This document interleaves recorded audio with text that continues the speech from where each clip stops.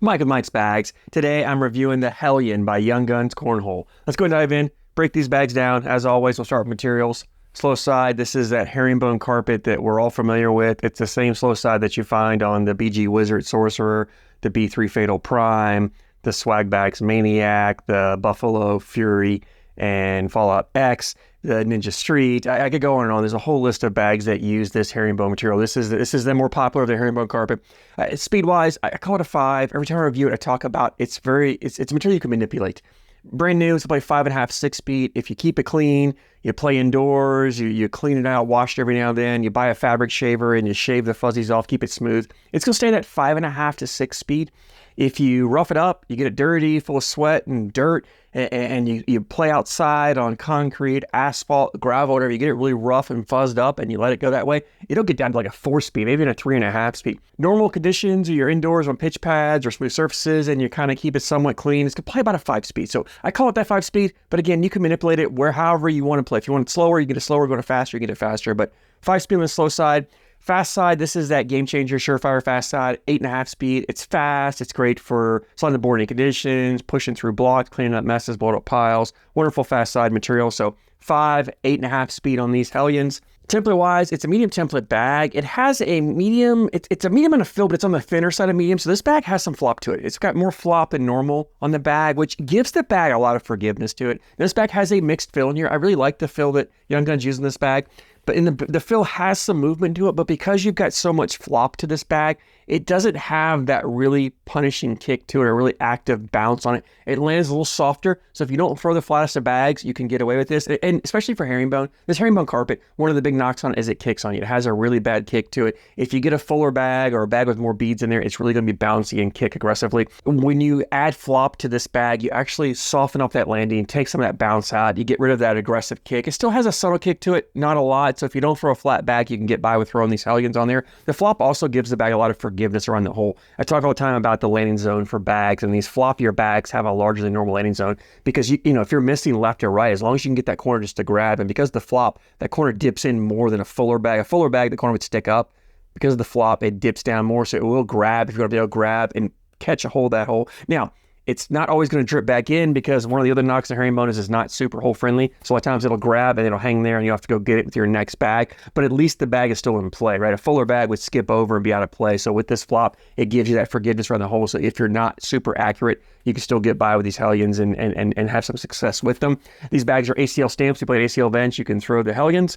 Let's go ahead and jump in and talk about playability on these. These are a very versatile bag. Anytime I talk about herringbone, one of the reasons the herringbone is so popular is the versatility with it. If you want to get up there and run bags in the hole, you can do it. Maybe not the best material for that because, as I mentioned, not super hole friendly. Fast side's plenty hole friendly. Slow side, herringbone's not that hole friendly, so maybe not the best for running bags in the hole, but you can do it. If you want to get up there, and especially if you're on faster boards. Faster boards, this material is really good because it has some control to it, so you don't have bags flying off the back. Normal and slower speed boards, not the best for running bags, but again, you can do it. Where I think this material shines is the control you have with it. You can get up there, throw a blocker wherever you want, right? I can put blockers anywhere I want on the board, 1, 2, 3 levels. I can put it in the middle, put it on my opponent's side, I can get really aggressive and go across the board on that really put it in their lane and make my opponent work to get around it. I have the control of this bag to do it, and that's where his herringbone shines, is that control. And then you jump into the cuts, rolls, and flops. Herringbone is great for that shot shaping. Now, because this bag is on the floppier side, it is not the easiest for the cuts, rolls, and flops. It's still there. You just have to be above average to advanced in the skill level. If you're trying to learn to throw cuts, rolls, flops, this Hellion's not the best bag for you on that because it lands a little softer. It doesn't have the bounce that you really want to make bags really easier to shot shape with. So, but if you're above average to advanced in the skill levels, you can definitely do that. So you get the forgiveness of the landing, but you can still get that shot shaping skills. I had no problem throwing cuts this bag and getting around. And because of the flop, the bag actually is really good at that get around bag. So if your opponent throws blockers up there, you don't have to be a super aggressive with a cut. You can actually just throw right into the corner of their bag. And because it's floppy, it'll accordion up and spin around. It doesn't really necessarily push through their bag. It will accordion up, smash up, and get around. So it's a wonderful get around style bag. So if you don't throw cuts, you don't have a roll or a flop in your arsenal, but you want a bag that gives you an option to get around bags, you can go with these Hellions because of the flop. They'll smash up, spin around, and go in the hole. That being said, they're not the best bags at collecting. So if you do throw a blocker up there, you've got to be intentional when you go to collect at coming more in the middle. If you're trying to clip the corner to collect, you're going to get that accordion effect, as I mentioned, and the bag's going to spin around. You might even bully your bag a little further out of the way, and you'll put your push bag in the hole or take hole control, but you're going to leave that blocker bag there. So if you're trying to collect a blocker, try to come more down to the middle of that bag, and really push it, and then you can ride it up. Plenty of speed on the fast side to push through multiple bags, so you can definitely do that. Multiple bags you can push through. Because the bags have the flop to them, they do a great job of folding up, so I didn't have any issues with bags clogging the hole. Even if you're trying to collect multiple bags, they fold up really nicely and drip right in for you. So no issue with that, with the clogging on there. So if you'd like to play a dirty style game, you can definitely do it with these Hellions. For me, herringbone is that hybrid style game. When I pull herringbone, I want to play a little bit of a variety of games with running bags in the hole for one round, maybe playing a little bit of a dirty round here or there, maybe throwing in a third bag blocker occasionally here or there. That's what I like about herringbone, is that you can mix and match and play your style game and keep your opponent guessing what you're doing. They just really never know what round you're going to play or what you're going to do for them. So I love that about herringbone. Now, as far as the Hellions go, would I recommend them? Yeah, I recommend. I think they're solid bags. If you like that floppier feeling bag, I think you're going to like these.